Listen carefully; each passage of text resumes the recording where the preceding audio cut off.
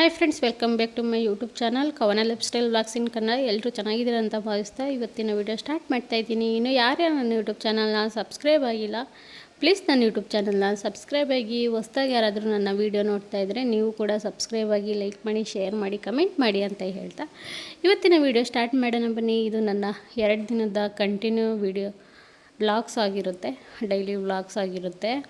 ನನ್ನ ಮಗ ಅಂತೂ ಮಳೆ ಬರ್ತಾಯಿತ್ತು, ನನ್ನ ಮಗ ಅಂತೂ ಸಿಕ್ಕಾಪಟ್ಟೆ ಎಂಜಾಯ್ ಮಾಡ್ತಿದ್ದಾನೆ.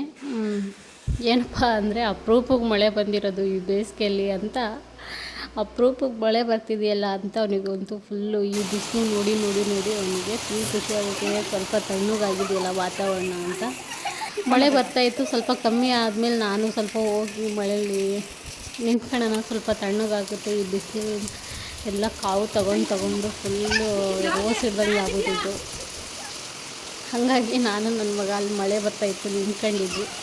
ನಾನು ಮುಖ ಮೇಲ್ ಮಾಡಿದೆ, ಮಳೆ ಹನಿ ಬಂದು ಕರೆಕ್ಟ್ ಕಣ್ಣಲ್ಲೇ ಒಂದು ಹನಿ ಬಿತ್ತು. ಅಪ್ಪ ಅಂತ ಓಡಿ ಬಂದೆ. ಇದಂತೂ ನೆಕ್ಸ್ಟ್ ಡೇ ಬಂದಿರೋ ಅಂಥ ಮಳೆ ಇದು. ಎಷ್ಟು ಮಳೆ ಅಂದರೆ ಎಲ್ಲ ಕಡೆನೂ ಸುಮಾರು ಆಲ್ಮೋಸ್ಟ್ ಎಲ್ಲ ಸ್ವಲ್ಪ ಊರಲ್ಲಿ ಅವತ್ತೇ ತುಂಬ ಕಡೆ ಮಳೆ ಆಗಿತ್ತು. ಅಷ್ಟರಲ್ಲಿ ನಾನು ಮಳೆ ಬೇರೆ ಬರ್ತಾಯಿತ್ತು, ಏನು ಕೆಲಸ ಮಾಡೋದು, ನನ್ನ ಮಗ ಬೇರೆ ಮಲಗಿದ್ದ. ಅಷ್ಟರಲ್ಲಿ ಮಿಕ್ಸಿ ಜಾರ್ ಕ್ಲೀನ್ ಮಾಡಿರಲಿಲ್ಲ. ನಾನು ಮಿಕ್ಸಿ ಜಾರ್ ಕ್ಲೀನ್ ಮಾಡ್ಕೊಳ್ಳೋಣ, ಸ್ವಲ್ಪ ಕೊಳೆ ಥರ ಕಾಣಿಸ್ತಿದೆ ಅಂತ ಕ್ಲೀನ್ ಮಾಡಿ ಬಂದೆ.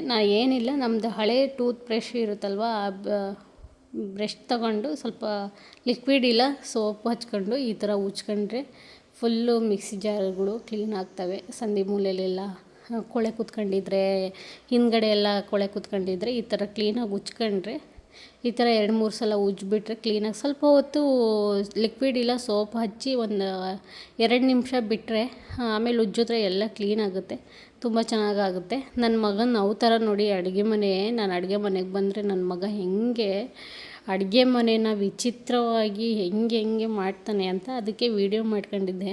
ನಮ್ಮ ಮನೆಯವ್ರು ಬಂದು, ಮನೇಲಿರ್ತೀಯಾ, ಏನು ಮಾಡ್ತೀರಾ, ಹಗಲೆಲ್ಲ ಏನು ಮಾಡ್ತೀರಾ ಅಮ್ಮ ಮಗ ಅಂತ ಕೇಳ್ತಾರೆ.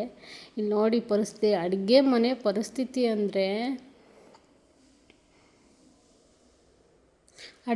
ಪರಿಸ್ಥಿತಿ ಅಂದರೆ ಹೆಂಗಾಗಿರುತ್ತೋ ಅಂದರೆ, ಯಾಕಾದರೂ ನಾನು ಅಡುಗೆ ಮನೆಗೆ ಬರ್ತೀನಪ್ಪ ಅಡುಗೆ ಮಾಡೋಕ್ಕೆ ಅಂತ ಅನಿಸ್ಬೇಕು. ಆ ಥರ ಮಾಡ್ತಾನೆ ನನ್ನ ಮಗ ಅಡುಗೆ ಮನೆಗೆ ಬಂದು. ಎಷ್ಟು ಇಲ್ಲೂ ಅಷ್ಟೇ, ಅಡುಗೆ ಮನೇಲಾದರೂ ಇಷ್ಟು, ಹಾಲಲ್ಲಿ ಅಲ್ಲಿ ಇಲ್ಲಿ ನಾನು ಇದು ಮಾಡ್ತೀನಲ್ವ, ಅಲ್ಲಿ ಬಂದುಬಿಟ್ಟು ನನಗೆ ತುಂಬಾ ಕಾಟ ಕೊಡ್ತಾನೆ. ಅವನು ಒಂದಿನ ಮನೆಯಿಲ್ಲ ಅಂದರೆ ನಮಗೂ ಬೋರ್ ಅನಿಸುತ್ತೆ. ಆಟ ಆಡ್ಕೊಳ್ಳಿ ಬಿಡು ಅಂತ ನಾನು ಸುಮ್ಮನೆ ಇರ್ತೀನಿ. ಅಷ್ಟರಲ್ಲಿ ಅವ್ರ ಪಾಪ ಅವನಿಗೆ ಅದು ಇದು ಬೇಕು ಪಾಪ ಅಂದಿದ್ದಕ್ಕೆ ಕರ್ಕೊಂಡು ಹೋಗಿ ತಿಂಡಿ ಕೊಡಿಸ್ತಾಯಿದ್ರು. ಅವನು ಹೋಗಿ ಅಲ್ಲಿ ನೀರಿನಲ್ಲಿ, ಅವನಿಗೆ ನೀರಂದರೆ ತುಂಬಾ ಇಷ್ಟ. ನೀರು ತಿರ್ಸೋಕೆ ಹೋಗಿ ದಬೇರಂತ ಬಿದ್ದಾನ. ಅದಕ್ಕೆ ನಾನು ನಗಾಡ್ತಿದ್ದೆ, ಸಿಟ್ಟು ಮಾಡ್ಕೊಂಡಿದ್ದ.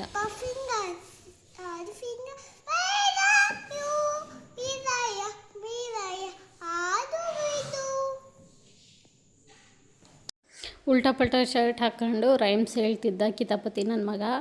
ಅಷ್ಟರಲ್ಲಿ ನನ್ನ ಮಗನ ಸುಮಾರು ದಿನ ಆಗಿತ್ತು ಹೊರಗಡೆ ಕರ್ಕೊಂಡು ಹೋಗ್ತಲೇ. ಸ್ವಲ್ಪ ಮಾಲಿಗೆ ಕರ್ಕೊಂಡೋಗಿ ಈ ಥರ ಗೇಮ್ಸ್ ಆಡಿಸಿದ್ರೆ ಸ್ವಲ್ಪ ಅವನದು ಮೈಂಡ್ ಫ್ರೆಶ್ ಆಗುತ್ತೆ. ತುಂಬ ದಿನ ಆಗಿತ್ತು, ಆಲ್ಮೋಸ್ಟ್ ಒಂದು 3-4 ಮಂತ್ಸ್ ಆಗಿತ್ತು ಅವನಿಗೆ. ಅಂದರೆ ಮಾಲಿಗೆ ಕರ್ಕೊಂಡು ಹೋಗ್ದಲೆ ಸರಿ ಕರ್ಕೊಂಡು ಹೋಗೋಣ ಅಂತ ಕರ್ಕೊಂಡು ಹೋಗಿದ್ವಿ.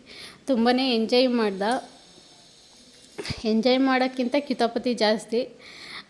ಇವನೇ ಜಾಸ್ತಿ ಕಿತಾಪತಿ ಅಂದ್ಕೊಂಡಿದ್ದೆ ನಾನು. ಆದರೆ ಇವನ್ಕಿಂತ ಅಪ್ಪ ಅಲ್ಲೊಬ್ಬರು ಇದ್ದರು ಸಾಹೇಬರು, ಅವ್ರು ಇವ್ರಿಗಿಂತ ಒಂದು ವರ್ಷನೋ ಸಣ್ಣರು ಅನಿಸುತ್ತೆ. ಅಯ್ಯಪ್ಪ, ಆ ಮಗು ಅಂತೂ ಎಷ್ಟು ಎಂಜಾಯ್ ಮಾಡ್ತಿತ್ತು ಅಂದರೆ ಅದನ್ನು ನೋಡಿನೇ ತುಂಬಾ ಖುಷಿ ಆಯಿತು. ಎಷ್ಟು ಎಂಜಾಯ್, ಇದಕ್ಕಿಂತ ಅದು ಜೋರಿದೆ. ಇದು ನಮ್ಮ ಕಿತಾಪತಿ ಏನೋ ಸಪೋರ್ಟ್ ಇಲ್ದಂಗೆ ಮೇಲೆ ಹತ್ತುತ್ತಾ ಇದ್ದ. ಆ ಕಡೆಯಿಂದ ಹತ್ತು ಅಂದರೆ ಇವರು ಈ ಕಡೆ ಡೈರೆಕ್ಟಾಗಿ ಈ ಕಡೆಯಿಂದನೇ ಹತ್ತುತ್ತೀನಿ ನಾನು ಅಂತ ಹತ್ತಕ್ಕೆ ಹೋದ.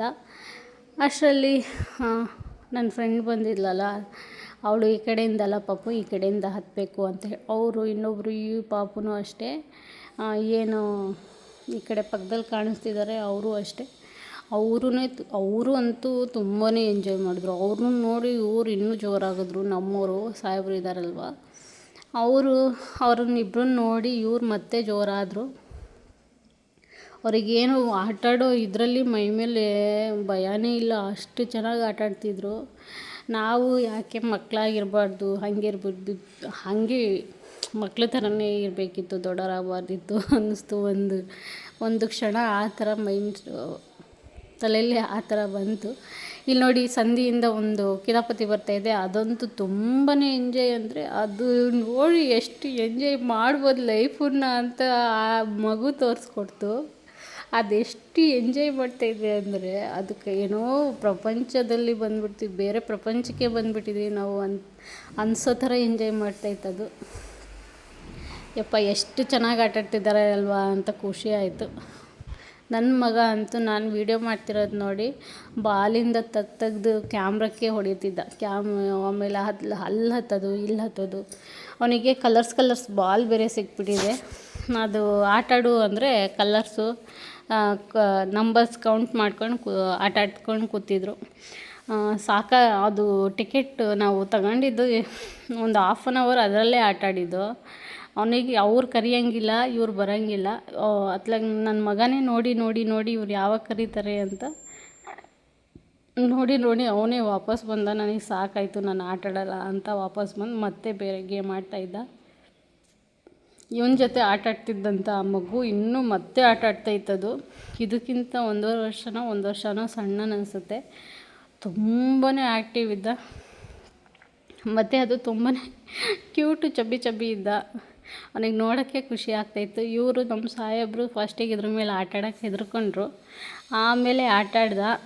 ತಗೊಂಡೋಗಿ ಅದ್ರ ಮೇಲೆ ಕುತ್ಕೊಂಡು ಆಟಾಡು ಅಂದರೆ ಅದು ತಗೊಂಡೋಗಿ ಅದಕ್ಕೆ ಬಡಿಯೋದು ಇದೆಲ್ಲ ಮಾಡ್ತಾಯಿದ್ದ. ಹೆಂಗೆ ಹಠ ಮಾಡ್ದಂಗೆ ಆಟಾಡ್ತಿದ್ದೀನಲ್ಲ ಅಂತ ಅದೇ ಖುಷಿ ಆಯಿತು.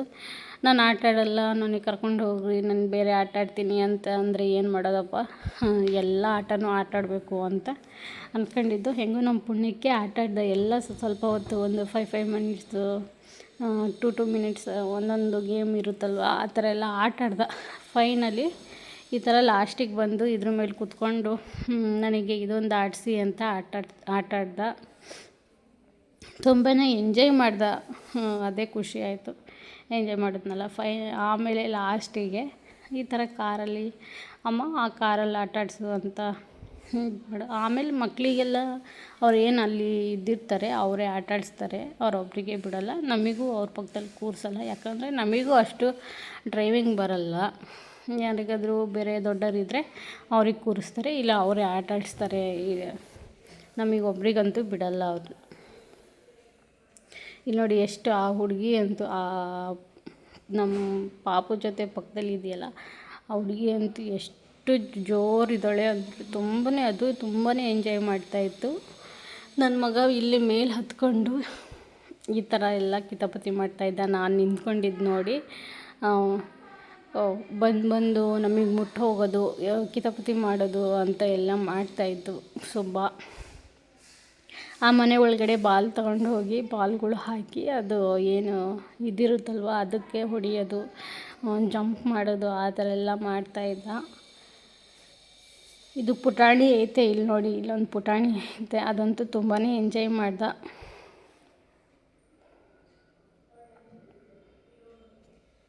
ಫೈನಲಿ ಮನೆಗೆ ಬಂದ್ವಿ ನಾವು. ಅಲ್ಲೆಲ್ಲ ಮುಗಿಸ್ಕೊಂಡು ಮನೆಗೆ ಬಂದ್ವಿ.